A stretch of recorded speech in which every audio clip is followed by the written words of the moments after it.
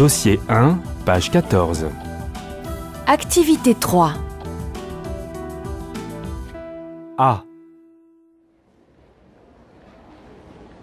Moi, on vient de me proposer de prendre le poste de directeur commercial de ma boîte. Jusqu'à présent, je n'avais pas de relation directe avec nos clients. Je ne faisais pas tellement attention à mon look.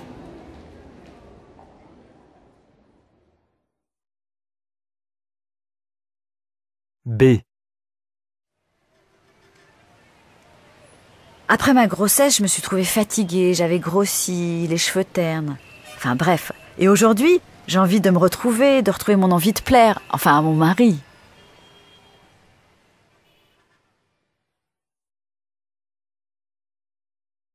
C.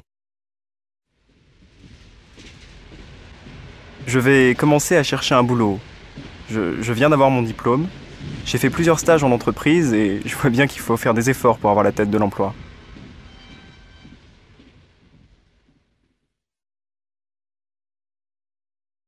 D. J'ai craqué pour un homme très séduisant et séducteur. J'ai l'impression qu'il a repéré mes petits défauts physiques et ça me gêne.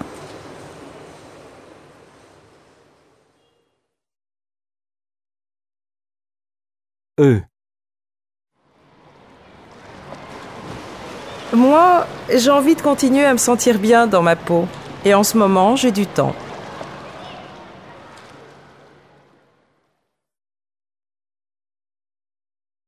F.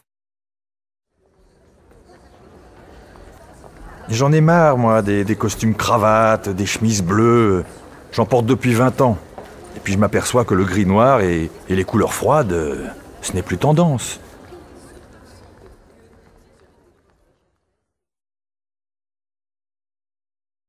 G. Tous les jours, je me dis, mais qu'est-ce que je vais me mettre? Ça fait rigoler tout le monde à la maison.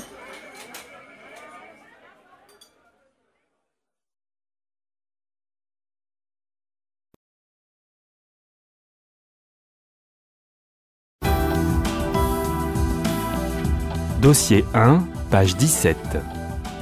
Activité 6. 1. Vous avez vu pour Corinne? C'est drôlement bien pour elle. De toute façon, elle mérite une promotion, hein? Oui, enfin, elle aurait pu nous le dire. On déjeune avec elle tous les jours quand même.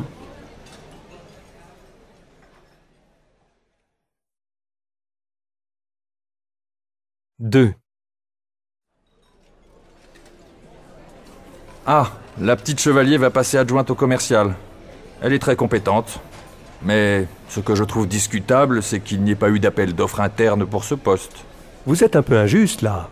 C'est la meilleure dans son service, et depuis que Maillard est parti, c'est elle qui faisait tout le travail. C'est vrai, mais je désapprouve la procédure. On devrait toujours annoncer un poste à pourvoir.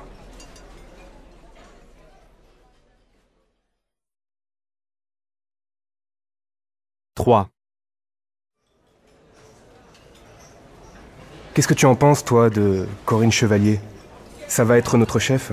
C'est une fille que je respecte beaucoup. Et de toutes ses qualités, celle que j'admire le plus, c'est sa franchise. Par exemple, elle te dira « Monsieur Lambert, je vous trouve fumiste. Vous êtes incapable de faire un travail sérieux. » Tu vois ce que je te reproche? C'est que tu ne m'apprécies pas à ma juste valeur.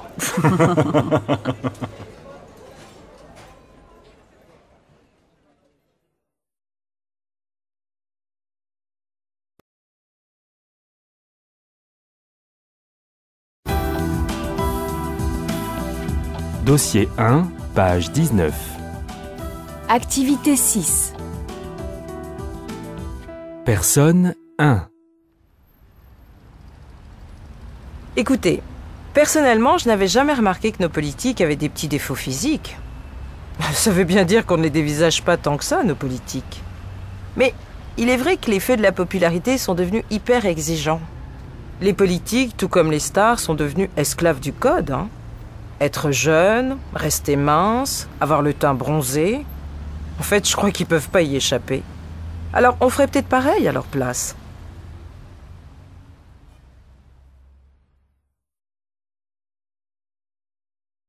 Personne 2.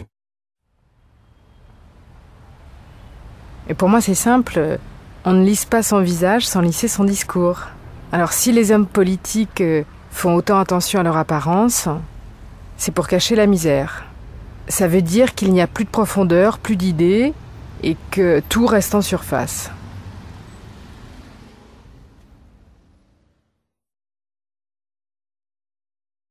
Personne 3. Alors là, ils ont parfaitement raison. Surtout finalement que ce ne sont que des petits détails de leur physique. Comme ils passent souvent à la télé et qu'ils sont pris sans arrêt en photo, autant qu'on les voit sous leur meilleur jour. C'est vrai que j'aimerais pas avoir un représentant de la France qui soit moche ou mal habillé.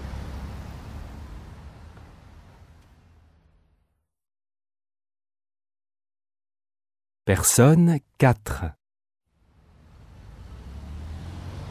C'est pas étonnant. Les visages des politiques n'ont pas plus d'originalité que leur discours. Ils sont devenus aussi virtuels que leur engagement, aussi lisses que leurs projets.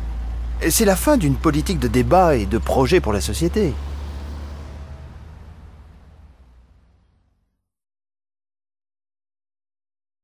Personne 5. Ce qui me semble important, c'est qu'ils sont soucieux de leur image, et ça s'explique.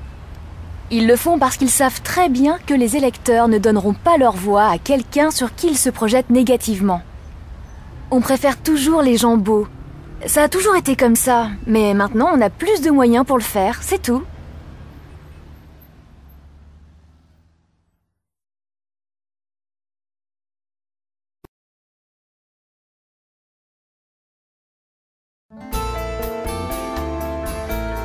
Dossier 1, page 22.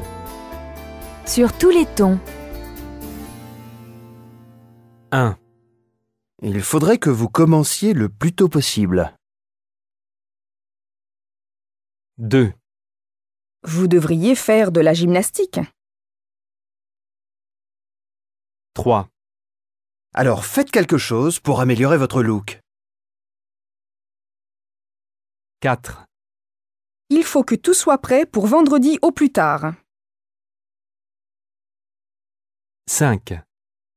Ce serait la meilleure façon d'améliorer la cohabitation entre fumeurs et non-fumeurs. 6. Vous auriez quand même pu m'en parler avant. 7. Si j'étais vous, j'adopterais une attitude moins froide avec votre directrice. 8. Mettez vos compétences en valeur. 9.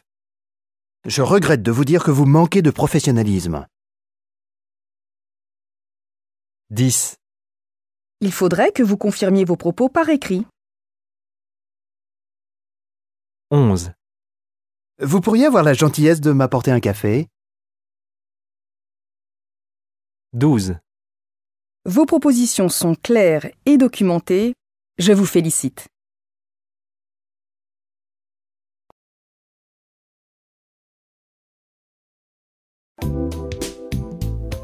Bilan, dossier 1. Document 1.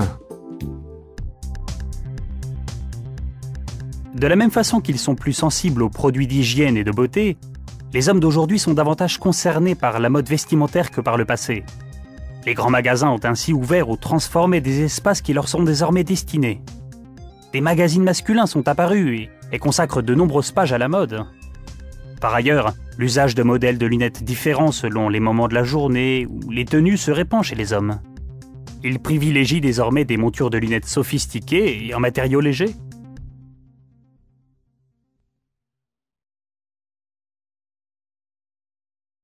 Document 2. Isabelle, vous avez signalé dans votre CV que vous pratiquiez régulièrement la natation. Que pensez-vous que cela puisse vous apporter dans votre profession ? Pour moi, c'est très important parce que je me sens bien dans mon corps quand je nage régulièrement. Et puis, c'est très utile dans mon métier d'hôtesse. Ça me détend, ça me rend plus disponible pour les autres. Mais vous dites que vous l'avez pratiqué en compétition, c'est ça? Oui, mais j'ai abandonné parce que ça me prenait trop de temps. Cela entraînait des contraintes pas très compatibles avec un emploi.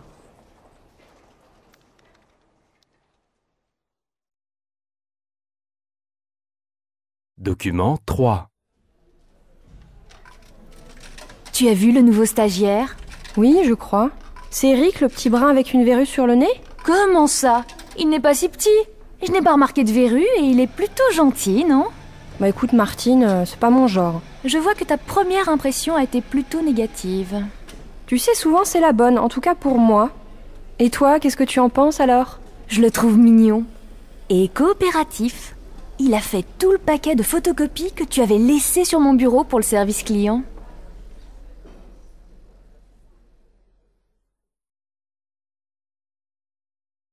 Document 4. Ne manquez pas notre soirée exceptionnelle de rencontre, sponsorisée par notre boutique Mariage. Peut-être y trouverez-vous le partenaire de votre vie.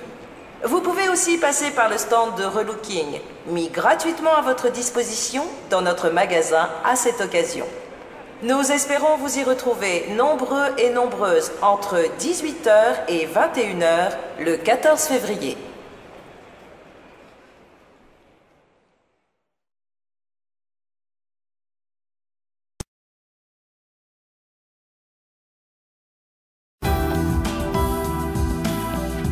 Dossier 2, page 30. Activité 2. Allô Delphine? Oui, c'est moi. Bonjour Coralie. Oui alors, je t'appelle parce que j'en ai un peu marre de pousser mon caddie au supermarché tous les vendredis. Je sais que tu fais tes courses en ligne. Là, je suis devant mon ordinateur et je voudrais bien que tu m'expliques. Bien sûr, c'est vraiment pas compliqué. Déjà, tu vas sur le site Achatop et tu cliques sur Inscription. Là, tu entres tes coordonnées, nom, prénom, adresse électronique. Et là, on va te demander un nom d'utilisateur et un mot de passe. Tu les saisis. Alors, jusque-là, je te suis. Et après? Alors après, tu entres dans les différents rayons. Tu verras, il y en a plusieurs. Boucherie, crèmerie, etc., etc. Une fois que tu es dans le rayon, les produits apparaissent. Tu vois? Pour mettre un produit dans ton panier, tu cliques sur le produit et sur « Ajouter dans mon panier ». D'accord. Et si je veux plusieurs bouteilles de jus de fruits, par exemple?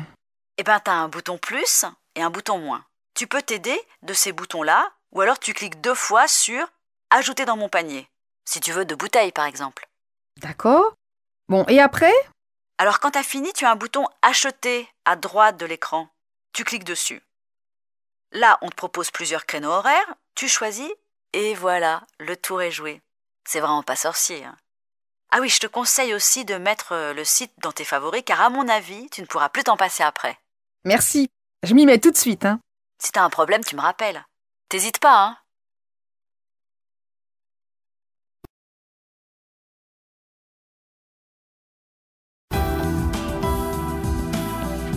Dossier 2, page 31. Activités 6 et 7.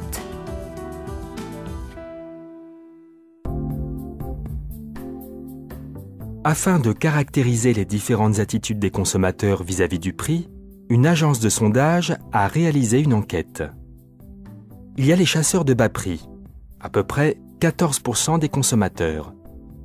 Ils sont convaincus qu'il n'existe pas de différence de qualité entre les différentes gammes de produits, alors ils privilégient les bas prix, ils profitent des offres promotionnelles.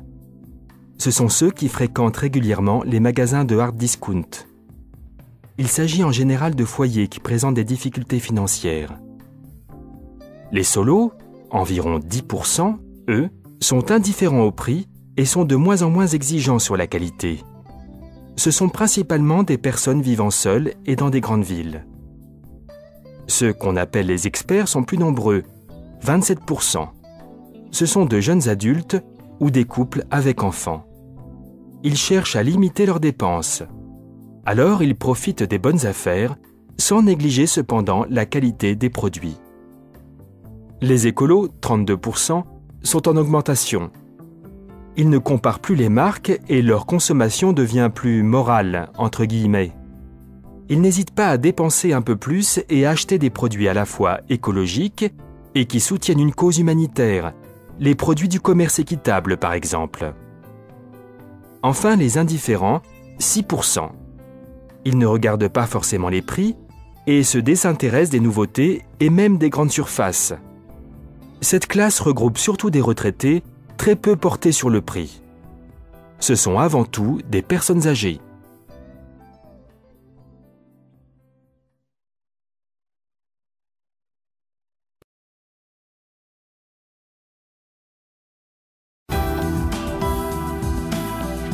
Dossier 2, page 32. Activités 1 et 2.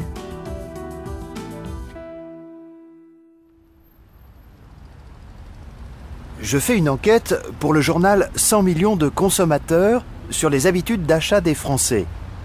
Vous, par exemple, quel était votre dernier achat? Où l'avez-vous acheté? Pourquoi? Alors moi, je me suis acheté un beau costume, le premier de ma vie, pour commencer mon stage. Où? Eh bien, c'est simple. Je vais toujours dans un grand magasin, parce qu'il y a beaucoup plus de choix. Et j'ai pu essayer autant de costumes que j'ai voulu. Je me suis offert un sac de voyage. J'ai fait plusieurs magasins. On se rend nettement mieux compte des prix. J'en ai finalement trouvé un qui était dans mes prix dans une petite boutique de produits dégriffés. Comme ça, j'étais sûre de la qualité. Je ne supporte pas la camelote. Moi, je n'aime pas beaucoup faire les magasins. Alors j'achète de plus en plus sur catalogue ou sur Internet. Le dernier achat que j'ai fait, c'était du linge de toilette, c'est ça. Des serviettes de bain. Je suis allée voir les catalogues sur Internet. On va bien plus vite. C'est souvent un peu moins cher et c'est pas aussi compliqué qu'on le dit.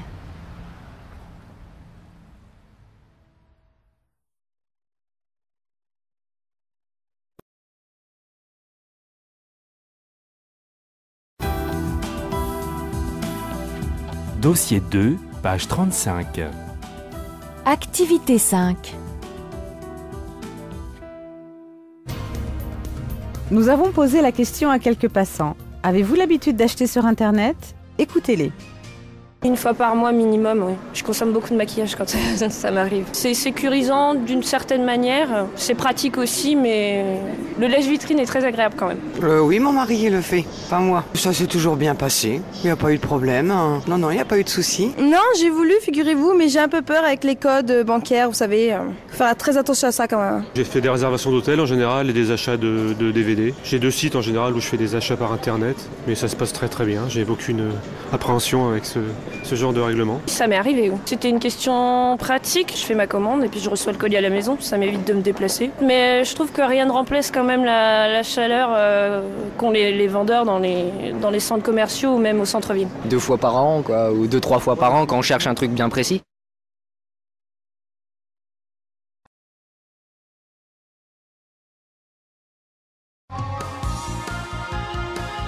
Dossier 2, page 35. Rendez-vous alterculturel.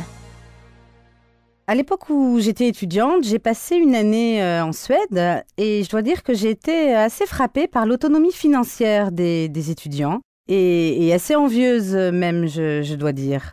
En fait, ils ont un système de bourse et d'emprunt qui leur permet de financer eux-mêmes leurs études, c'est-à-dire frais de scolarité, hébergement, restauration, etc. Alors, une partie de cet argent est en fait une bourse, donc donnée par le gouvernement, et donc ils n'ont pas à rembourser cet argent. Mais l'autre est un prêt du gouvernement et donc à rembourser pendant 25 ans. Donc, c'est vrai que c'est assez long.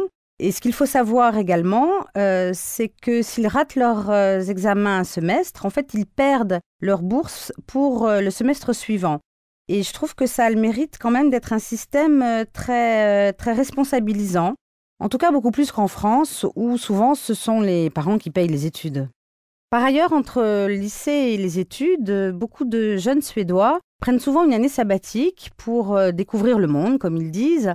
Et cette année-là, ils se la payent en travaillant, souvent en Norvège d'ailleurs, parce que les salaires sont plus élevés qu'en Suède.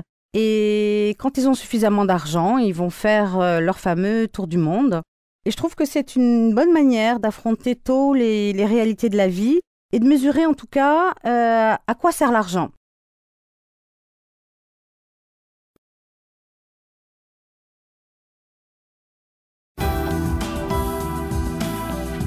Dossier 2, page 36.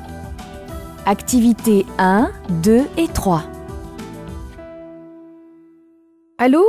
Je voudrais parler à Archeo06 à propos de son annonce sur eBay. C'est moi-même, bonjour. Bonjour. On vient de m'apprendre que mon enchère pour l'annonce numéro 54380 a été acceptée. Oui, il s'agit d'une statuette égyptienne, n'est-ce pas? Oui, une tête de femme d'une hauteur de 15 cm, je crois. En fait, je me suis trompée en tapant ma surenchère. Par erreur, j'ai mis un 0 de trop. Je voulais donc savoir s'il était possible de baisser le prix. Je suis très intéressée par cette statuette, mais je ne peux pas mettre 250 €. Je n'ai malheureusement pas les moyens. Non mais attendez, vous voulez que je passe de 250 € à 25 €? C'est pas possible.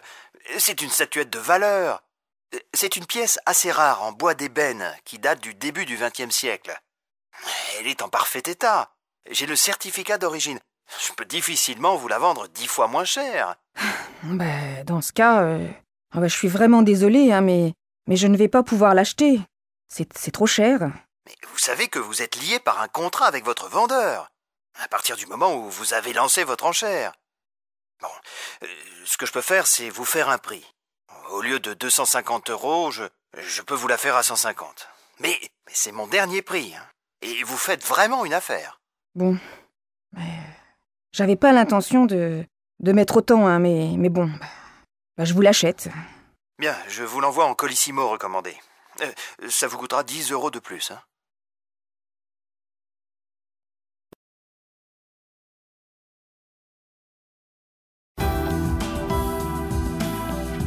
Dossier 2, page 37. Activité 5.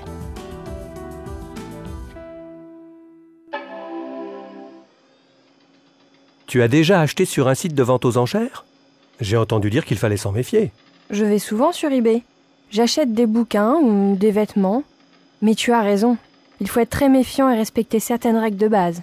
L'autre jour, une collègue m'a raconté qu'elle s'était fait arnaquer sur eBay, justement. C'est elle qui m'a recommandé de ne pas trop faire confiance.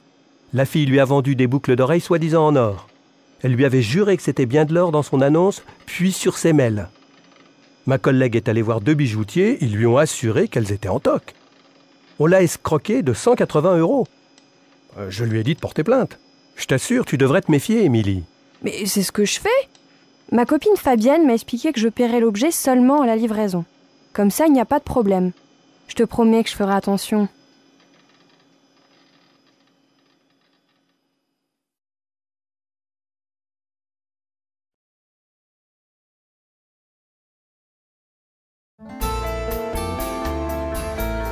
Dossier 2, page 38. Sur tous les tons.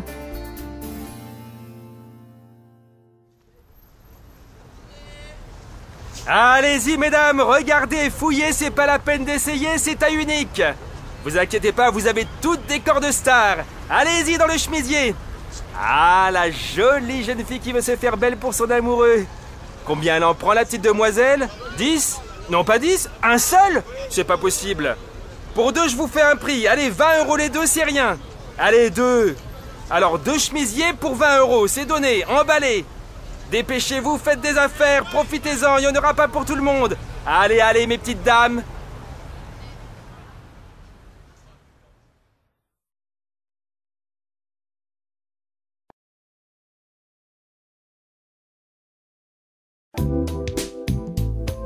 Bilan, dossier 2. Document 1. Avec mes potes, on a appris à gratter sur tout. J'ai bricolé ma chambre et je l'ai meublée pour 0 €. Et puis, pour manger, je vais au marché vers 13 h, quand il se termine, et j'ai tout pour 3 fois rien. J'achète jamais de CD, je télécharge tout sur le net. Comme ça, j'arrive à peu près à finir le mois.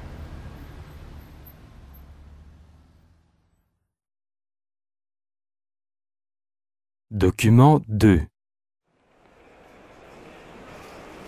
Pendant tout le mois de septembre, profitez de notre offre exceptionnelle, 9 € au lieu de 39 pour le plus petit téléphone mobile au monde, dont le prix défie toute concurrence.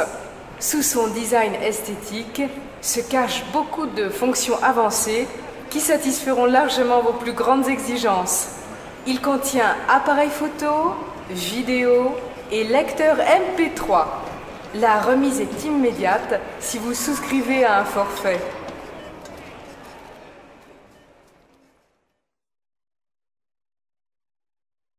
Document 3. Salut Claire. C'est toi, Victor? T'as une drôle de voix, qu'est-ce qui t'arrive? Bah tu sais, ça faisait longtemps que je cherchais à acheter une guitare sur eBay. Eh ben, ça s'est mal passé. Et je crois que je me suis fait arnaquer. Ah bon? Raconte. Eh ben, je l'ai acheté le 31 décembre, et mon compte a été débité de 150 € le 2 janvier, alors que le colis n'est arrivé que le 19. Oh, ça commençait mal. Ouais, et c'est pas fini. Elle est arrivée dans un état. La caisse était carrément fendue. T'imagines ma tête?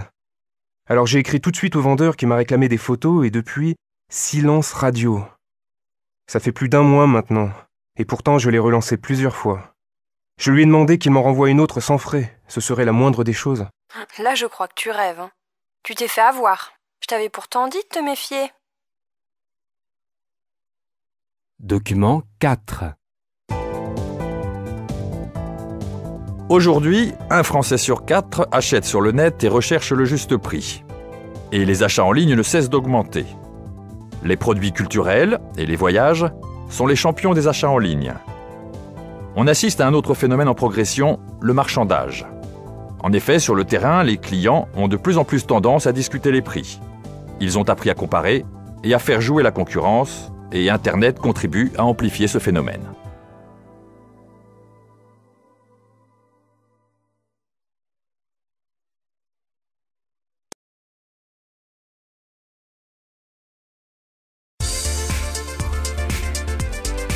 Dossier 3, j'apprends. Dossier 3, page 46. Activités 1, 2 et 3. 1.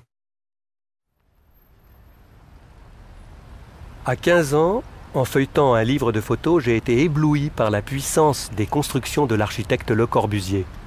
J'ai eu un vrai coup de foudre. Et j'ai donc fait des études d'archi. Puis j'ai eu une longue période de doute.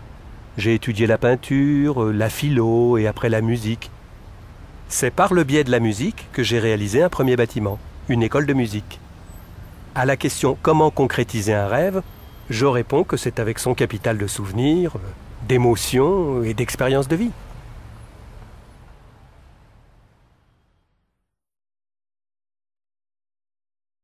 Deux. J'ai toujours su que je voulais être pâtissière. Quand j'étais petite, ma mère avait un restaurant et je l'aidais souvent en cuisine. C'était merveilleux. J'ai d'abord fait un BEP de pâtisserie que j'ai suivi contre l'avis de mes professeurs parce que pour eux, ce diplôme ne valait rien. Mais c'est faux. Aujourd'hui, je suis dans une école spécialisée qui prépare aux différents métiers de la restauration. J'apprends un métier et en plus, c'est ma passion. C'est très manuel et à un certain niveau, ça peut devenir artistique. J'arrive à réaliser des gâteaux incroyables.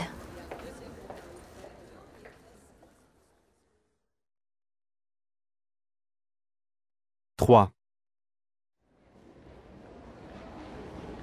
J'ai d'abord travaillé comme animatrice de jeunes. Et au départ, j'avais tout pour faire une carrière tranquille de professeur de français. Licence, puis maîtrise. Ouais, ça s'appelait la maîtrise à l'époque. Et concours de l'enseignement. Mais je voulais voir du pays, voyager, connaître d'autres mondes. Et puis, j'ai fait la connaissance de mon futur mari dans un aéroport. Il m'a emmenée au Canada, à Montréal, en voyage de noces, mais il n'avait pas pris de billet de retour. En fait, on y est resté. J'ai suivi une formation d'1 mois sur la création d'entreprises et on a fondé une entreprise de tourisme. Une expérience unique. Après, je n'ai plus arrêté de voyager.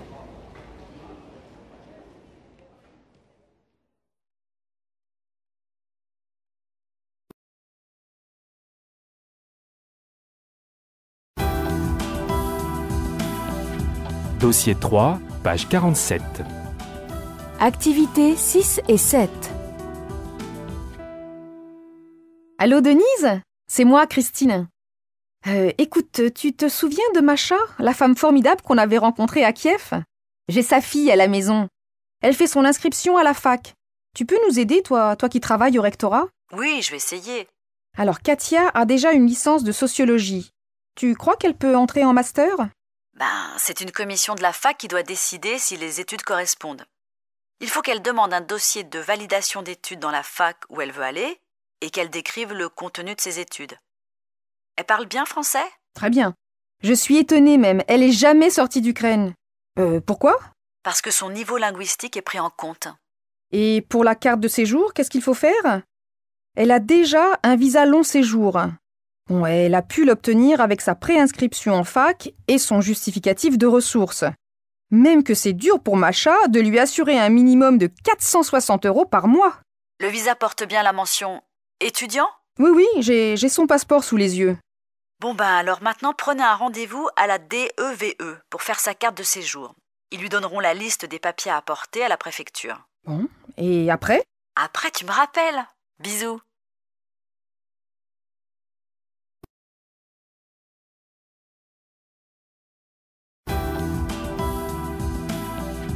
Dossier 3, page 50. Activités 1 et 2. Alors, le goût de la lecture chez les jeunes, certains aiment, d'autres sont beaucoup plus réticents. Voici des points de vue croisés sur la lecture avec Anissa, élève de seconde au lycée Alfred Nobel à Clichy-sous-Bois, et puis Thomas, il est en 4e au collège Victor Hugo à Noisy-le-Grand. Certains humains se droguent comme moi, mais cette drogue est vraiment spéciale. Elle se nomme la lecture. Savez-vous d'où vient cette soif de lecture? En fait, j'ai commencé à lire à 8 ans, avec une histoire de Roi Lion.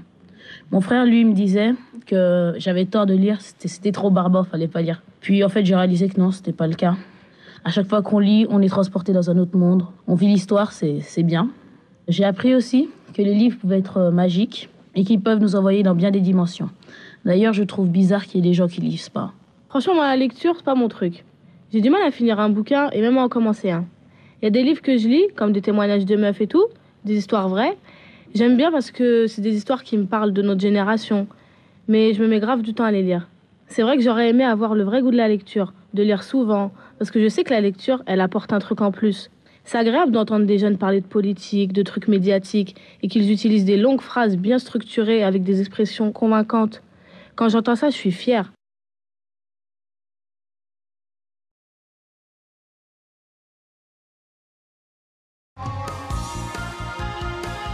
Dossier 3, page 51.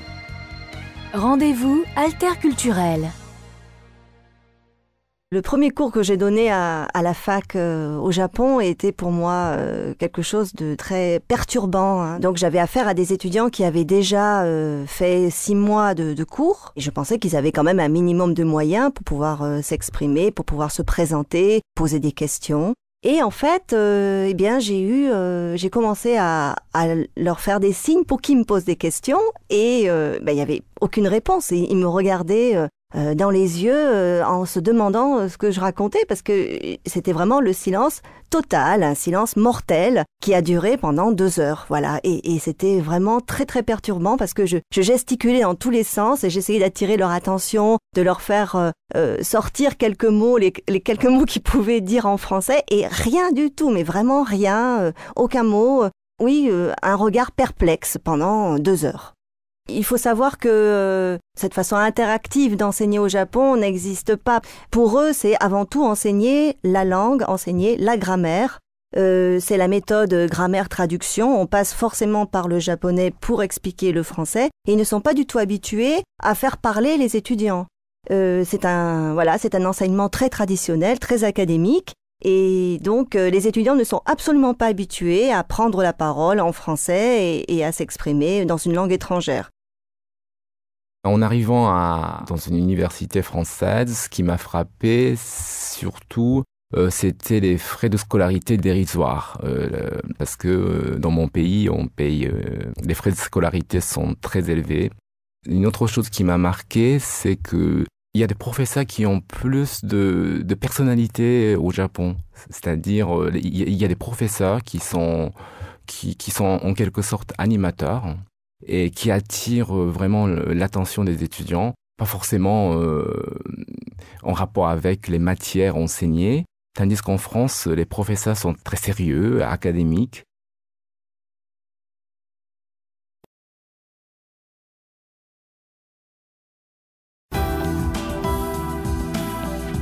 Dossier 3, page 53. Activité 4. Et vous, que pensez-vous de l'augmentation des droits d'inscription? 1. Personnellement, je suis pour, contrairement à la plupart de mes copains. L'inscription, c'est pas ça qui est cher. 2. Moi, je trouve que c'est injuste et qu'au lieu de faire payer les étudiants, on ferait mieux de supprimer tous les gaspillages. 3. C'est pas la peine, ça changera rien. L'université sera toujours déficitaire, contrairement à ce qu'on nous raconte. 4. C'est pas une solution. Par contre, faire une sélection au mérite, ça oui, ça dégagerait de la place.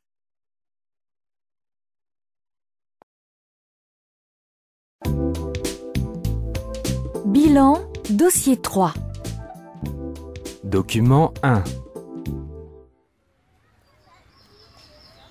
J'ai passé un bac professionnel en aménagement et travaux paysagers. Alors avec mon bac, je me suis lancé tout de suite dans la vie active. J'ai d'abord été pris en tant que saisonnier, puis j'ai été embauché définitivement au jardin public de la ville. C'était bien d'avoir un bac professionnel parce que moi, ça m'a ouvert cette porte. Mais pour moi, c'était très important de mettre mes compétences au service des autres. Alors j'ai commencé, il y a 2 ans, à former bénévolement des jeunes travailleurs handicapés comme paysagistes, comme ça, pour le plaisir.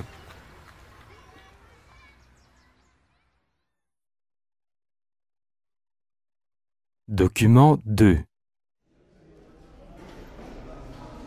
Après mon bac, j'avais une idée très floue de mon avenir. Je voyais des maths, de l'informatique, mais rien de très précis. Par contre, j'étais sûre que je ne voulais pas faire une grande école. C'est trop de stress. Alors j'ai fait la fac et j'ai obtenu un master en informatique. Et j'ai eu de la chance. Mon diplôme en poche, j'ai tout de suite été embauchée par une société de service. Et ma toute première mission a été de modéliser un moteur pour un constructeur automobile. J'ai vu naître le projet et j'ai contribué à sa réalisation. C'était un vrai plaisir.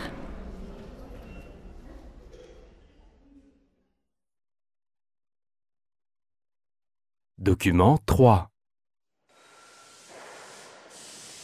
Tout petit déjà, je montais et je démontais des mécaniques.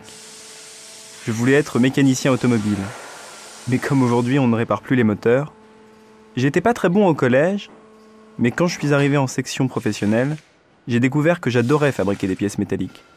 C'était comme faire de la sculpture. J'ai enchaîné les diplômes sans difficulté. Bac professionnel, et puis brevet de technicien supérieur. Là, j'ai même pas eu à chercher du travail, j'ai tout de suite été pris par Airbus, chez qui je travaille toujours. Ça tombait bien, j'ai toujours adoré les avions.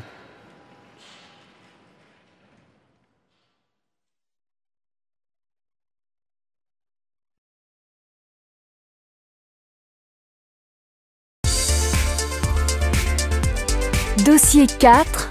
Je m'informe. Dossier 4, page 62. Activités 2 et 3.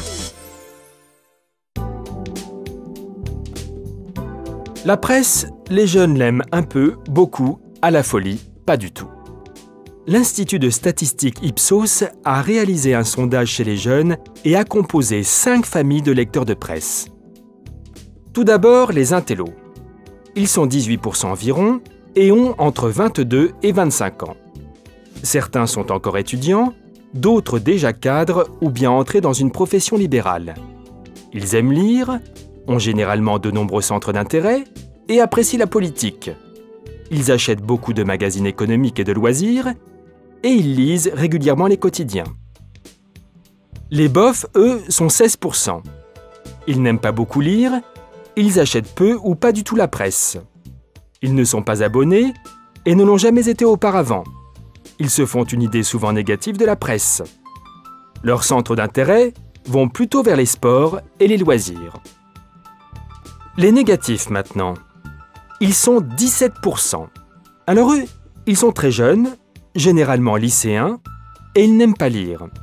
Forcément, ils ont une opinion négative de la presse.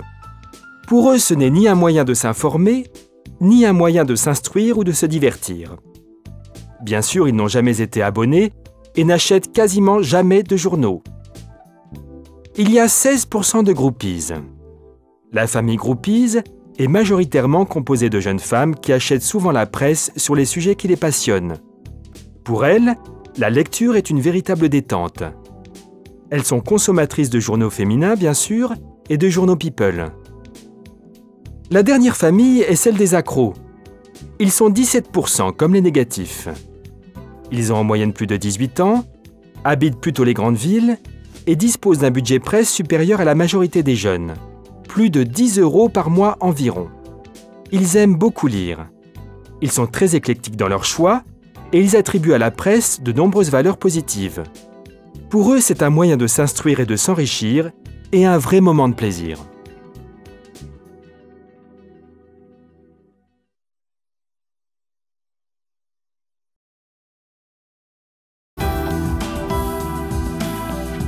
Dossier 4, page 64. Activités 1 et 2.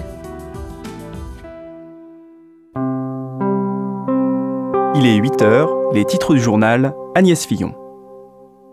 1. Adoption par l'Assemblée de la loi sur l'égalité des chances qui ne fait pas que des heureux. Le premier secrétaire du Parti socialiste sera notre invité à 8h20. 2. Jusqu'où ira le pétrole? L'augmentation à 70 $ le baril entraîne une hausse générale du prix de l'essence. 3. Enterrement de la loi sur l'interdiction de fumer dans tous les lieux publics, la France fait figure de mauvais élève en Europe. 4. Proche-Orient, quel espoir de paix? Ce sera l'objet de notre chronique à 8h50. 5. Tournage d'un film pour le centenaire de Samuel Beckett, l'écrivain dramaturge irlandais qui a longtemps vécu en France. 6. Le foot pour finir, transfert possible de Ribéry à Lyon.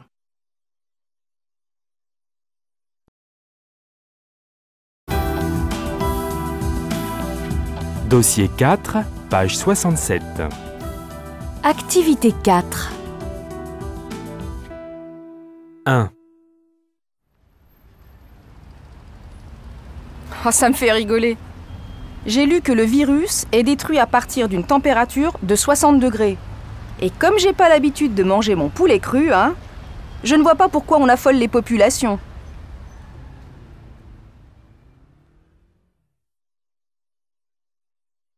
2. Écoutez, moi en tout cas, je suis bien content qu'on ait enlevé le poulet du menu de la cantine de mes enfants. Parce que, après la vache folle, la grippe aviaire, j'estime que toutes les précautions doivent être prises. Ce sont des maladies tellement effrayantes. Les journaux en parlent tous les jours.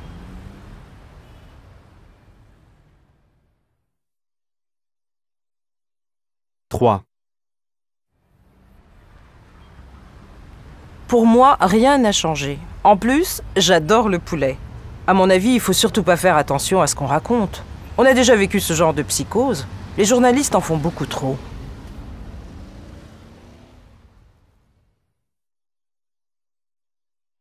4. Après ce qu'ont vécu les éleveurs de la région où on a trouvé le premier canard mort, je vais réfléchir à 2 fois avant de déclarer un animal malade si ça arrive. J'ai pas envie d'avoir toutes les chaînes de télé dans ma cour. Moi, je pense que tout ça, c'est beaucoup de bruit pour rien.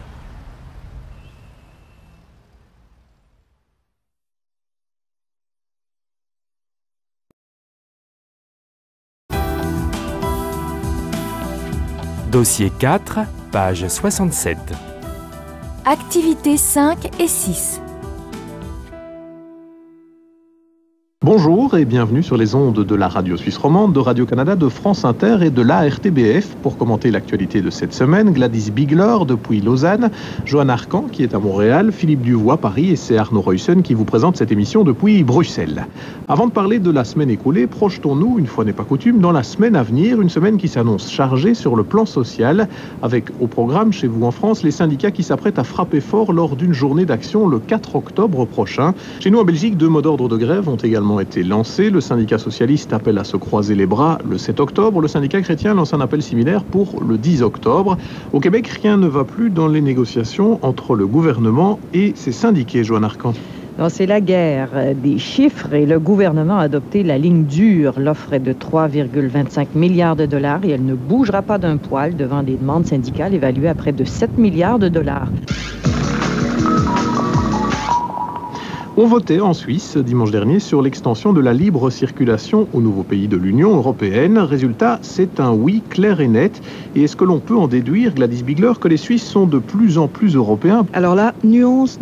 Les Suisses sont de plus en plus européens par la force des choses. Avec 56% de votes positifs, les Suisses ont fait preuve dimanche dernier de maturité politique. Mais il faut bien le dire, ils ont aussi préservé leurs intérêts politiques et économiques. Au Canada, la Colombie-Britannique pourra désormais poursuivre les compagnies de tabac pour récupérer les sommes dépensées en frais de santé reliés au tabagisme. Un jugement qui risque d'allumer toutes les autres provinces canadiennes, Johan. Ainsi en a décidé la Cour suprême.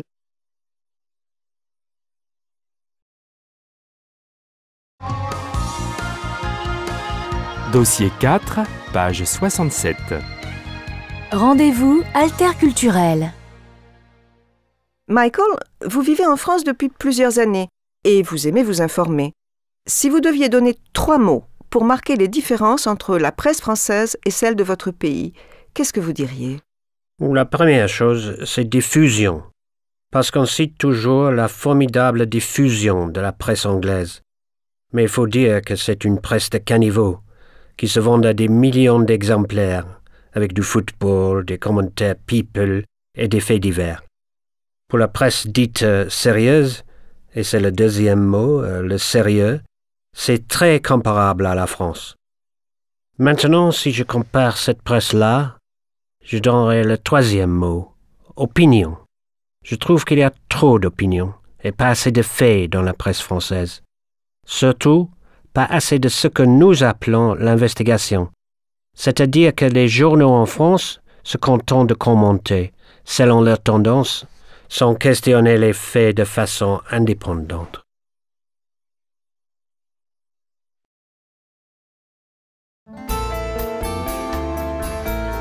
Dossier 4, page 70. Sur tous les tons.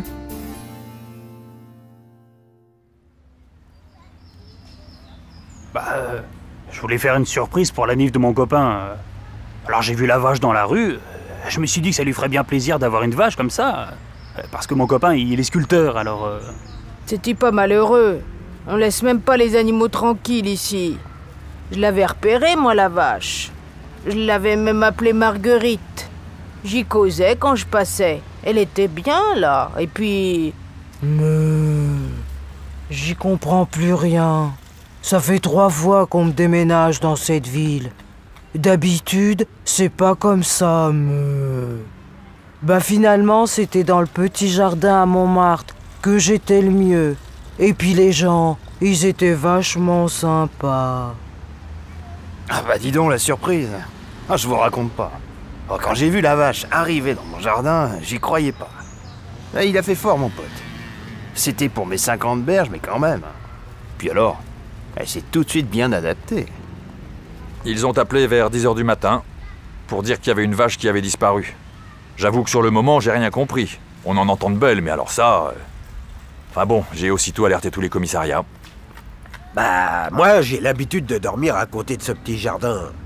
Surtout quand il fait pas trop froid comme ça. Je me réveille, je vois une vache à côté de moi, mais il disait rien. Je lui dis, tiens, je vais y traire du lait. Ça va changer un peu du pinard.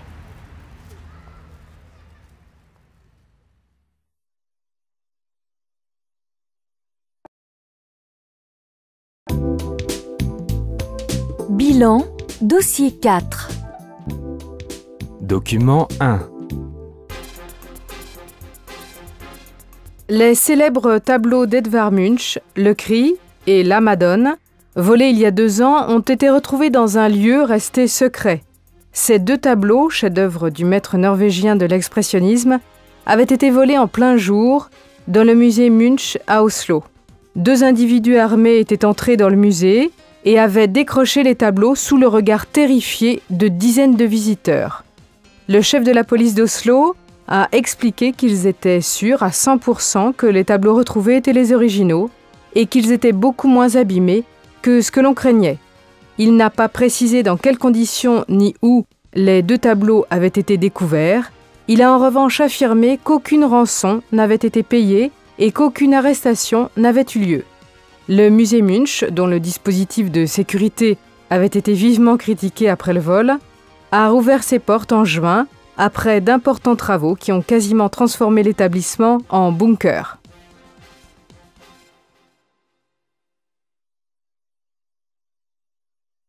Document 2. L'immigration est l'un des moteurs de la croissance soutenue dont bénéficie l'Espagne depuis plusieurs années. 3,6% par an en moyenne depuis 1995.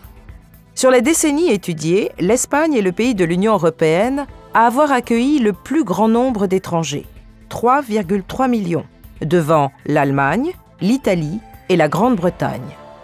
La France se situe loin derrière. Cette immigration vient du Maroc, d'Amérique latine et plus récemment d'Europe de l'Est, en particulier de Roumanie. Madrid a en effet supprimé le 1er mai toute restriction à l'arrivée de salariés venant des nouveaux membres de l'Union européenne.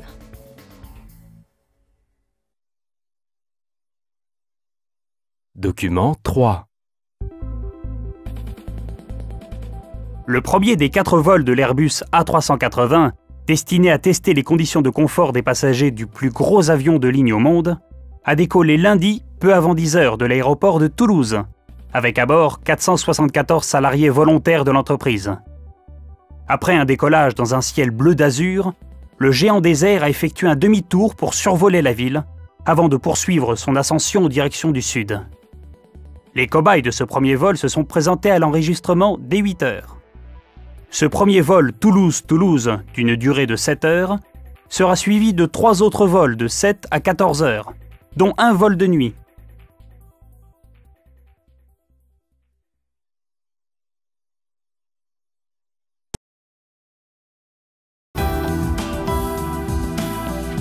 Dossier 5, page 80. Activités 2 et 3. Ah. J'ai si peur d'avoir un trou de mémoire et d'oublier mon rôle.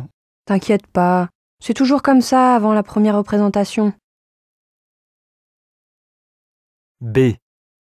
Nous avons rassemblé les blessés dans l'école. Allez, gardez le moral. L'équipe est en route. C. Non, j'angoisse pas pour l'écrit. Mais alors, pour l'oral... Courage, c'est un mauvais moment à passer. Tu y arriveras. D.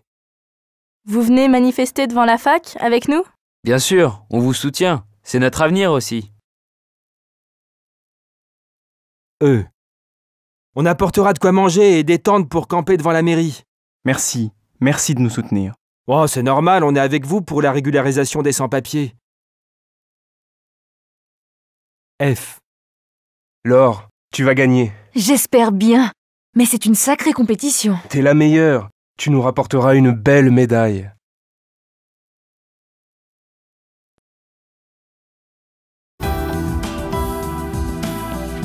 Dossier 5, page 81. Activités 5 et 6.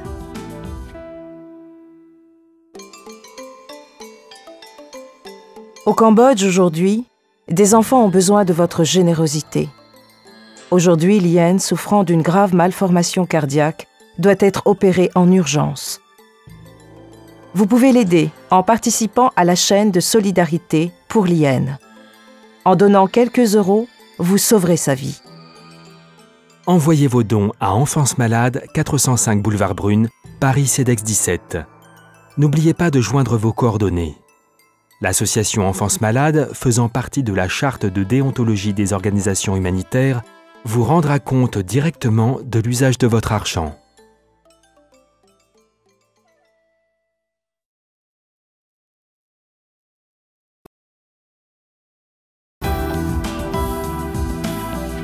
Dossier 5, page 83. Activités 5 et 6.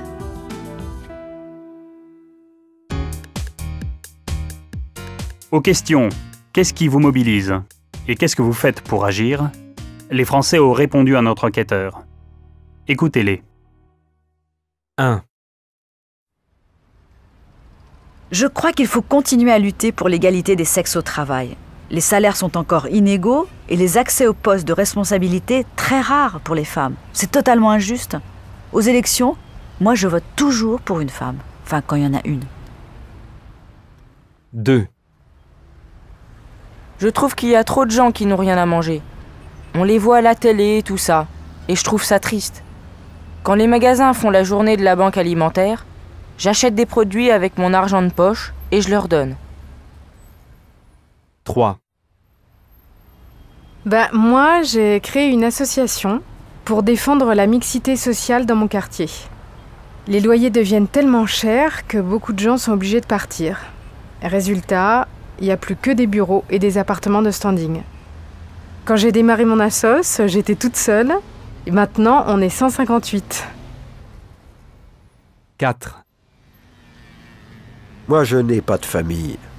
Depuis plusieurs mois, je réfléchis à parrainer un enfant du tiers-monde. Ça veut dire envoyer régulièrement de l'argent pour l'école, la santé, et pouvoir suivre son parcours. Mais c'est un engagement à long terme, hein. 5. Moi, je milite dans les associations antiracistes et je participe à tous les forums possibles en Europe. Je trouve les mouvements d'extrême droite très dangereux. Il faudrait les interdire. Et puis, j'irai jusqu'à occuper le Parlement européen s'il le faut.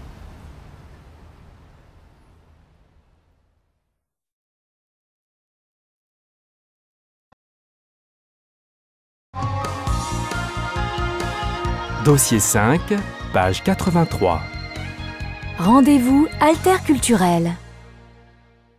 L'événement qui m'a le plus marqué les dernières années, bon, bien sûr, il y a eu des élections, des chocs un peu électoraux, mais en réalité, il faut remonter à 1981 pour non pas une élection, mais une décision, une loi qui est passée en octobre 1981 et qui pour moi est la chose la plus importante depuis si longtemps, c'est l'abolition de la peine de mort.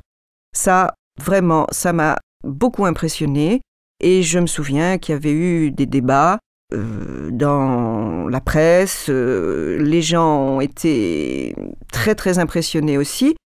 On avait pensé que ça passerait par un référendum, c'est-à-dire qu'on demanderait l'opinion des gens et je crois que c'était bien d'en faire une décision réellement de l'Assemblée nationale qui a, il faut le souligner, à l'initiative de Robert Badinter, ministre de la Justice, à qui je rends hommage, décidé d'abolir cette peine, d'autant plus que, si on se souvient bien, les dernières exécutions en France ont eu lieu dans les années 70. Il me semble que le dernier condamné a été exécuté par la guillotine en 1977. Et ça n'est pas si loin finalement. Alors, je crois que c'était quelque chose qui, moi, m'a beaucoup impressionné et m'a beaucoup soulagée.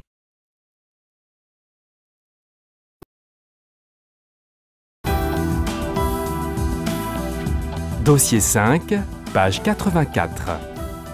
Activité 2.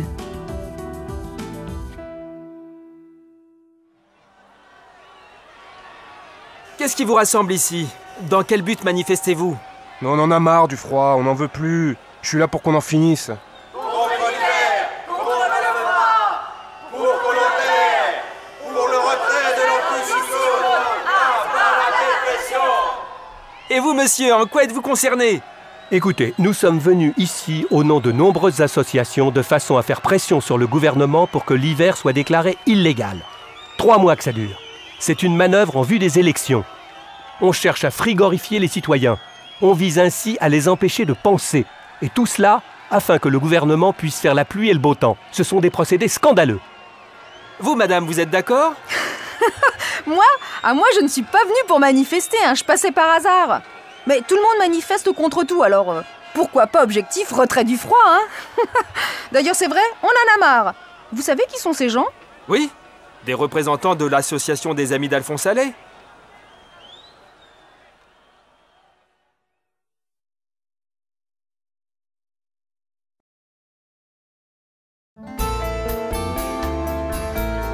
Dossier 5, page 86.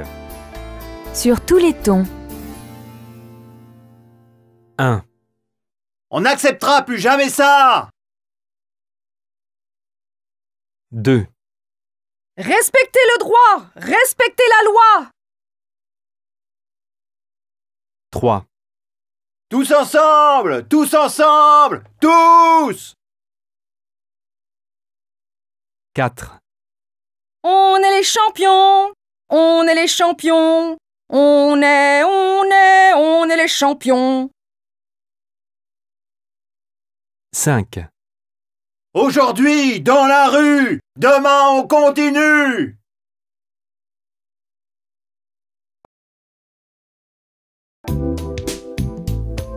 Bilan, dossier 5. Florine, vous participez activement à une association d'échange entre la Haute-Normandie et un petit village du Bénin. Comment cela a-t-il commencé? Alors, pour des raisons personnelles, il y a 20 ans, j'ai voulu parrainer un enfant et je me suis occupée d'un enfant béninois. Je suis allée rencontrer mon filleul sur place et là, je suis tombée amoureuse du pays. L'expérience était très positive. Alors j'ai créé une association pour inciter au parrainage et créer des liens entre le village où j'habite, Bateau-sur-Mer, et le village béninois où se trouvait l'orphelinat. Après, j'ai eu mes propres enfants, mais le parrainage s'est maintenu. Et l'association a continué? Oui, mais pendant quelques années, ça a été difficile en fait. Il y a eu des problèmes. Puis l'association a été relancée en 2001, après la rencontre avec un médecin, un ethnopsychiatre, qui travaille à Paris, originaire d'un village très isolé du Bénin, à 700 km de Cotonou. On est entré dans une association plus grande, Perma Nord-Bénin, et là, on a un peu changé nos premiers objectifs pour nous centrer sur des échanges culturels avec la Haute-Normandie, des échanges qui s'organisent depuis cette rencontre. Très bien. Et alors, quelles sont les actions que vous réalisez? Alors, des jeunes béninois sont venus passer l'été en Normandie. La réalisatrice Ariane Doublet est allée au Bénin, tourner un film documentaire. Nous avons organisé une semaine de conteurs africains dans le cadre de notre bibliothèque, pendant laquelle nous avons invité des conteurs célèbres. Ah oui, vous travaillez depuis longtemps comme bibliothécaire? Ah, je ne suis pas exactement bibliothécaire, je suis médiateur du livre depuis 7 ans. Je me déplace dans différentes institutions de la région pour faire découvrir les livres et la lecture à tous les publics. Et vous avez des projets, Florine? Ah oui, bien sûr. Perma Nord-Bénin prépare l'envoi de mallettes pédagogiques avec des documents sur la France. Et nous espérons avoir une mallette pour donner une idée de nos traditions et de nos habitudes en Normandie. Et dans quelques mois, des jeunes de la Maison de la Culture vont partir au Bénin chargés de livres. Voilà, nous prévoyons l'ouverture d'une bibliothèque.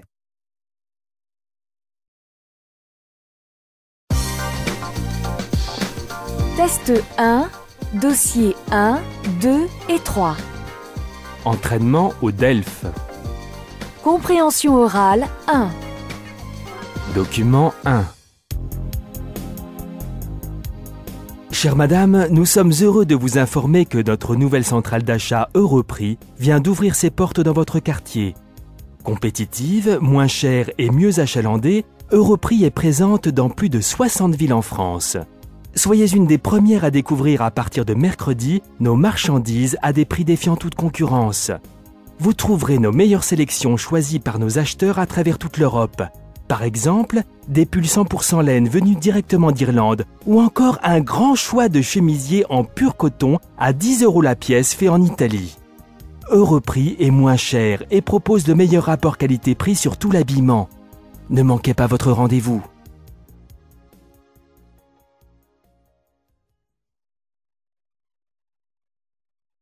Document 2.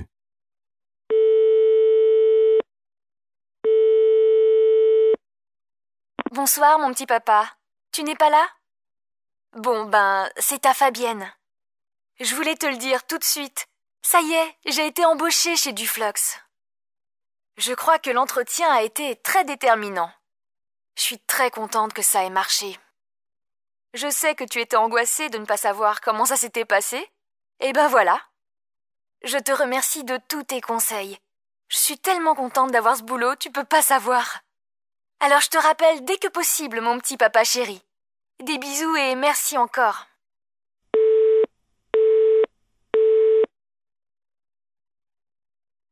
Document 3. Bonsoir, c'est Patrick. Bon, j'ai bien reçu la machine à café. Écoute, je suis un peu embêté parce que le couvercle, qui doit être très étanche, n'est pas en très bon état. Le filtre de remplacement n'est pas là. Et j'ai bien cherché le mode d'emploi que tu devais joindre, mais je ne l'ai pas trouvé. Hein? Alors ça m'ennuie un peu de te dire ça, mais je ne peux vraiment pas te racheter un appareil auquel il manque des éléments. Alors s'il te plaît, rappelle-moi au plus vite. Et si tu n'as pas les trucs sans lesquels je ne peux pas utiliser la machine, ben on oublie cette histoire. Hein? D'accord? Bon, à bientôt.